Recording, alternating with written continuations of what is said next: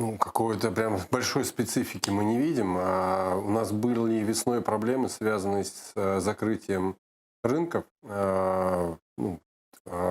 небольших рынков, которые действуют в селах, в некрупных городах, ну и в больших городах тоже, да. И так получилось, что многие средние и малые фермерские хозяйства, они были ориентированы на продажу своей продукции именно там. Прежде всего это оказалась продукция овощевая. Поэтому действительно у нас именно весной, связанная с коронакризой, была проблема, связанная с тем, что некуда было реализовывать свою продукцию, потому что они не умеют и не могут работать с сетями, и не могут дать достаточные объемы, которые интересны сетям, у них нет контрактов, а рынки закрыты, и деть ее некуда.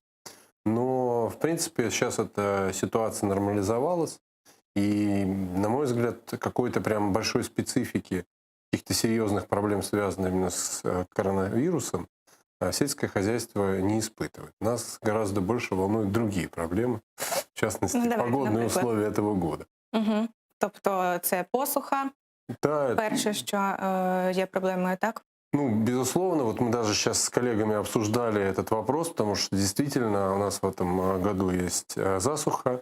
Она серьезным образом ударила по Одесской области, по Херсонской, Николаевской, Запорожской, ну то есть по южным областям. Но больше всего, конечно, Одесса.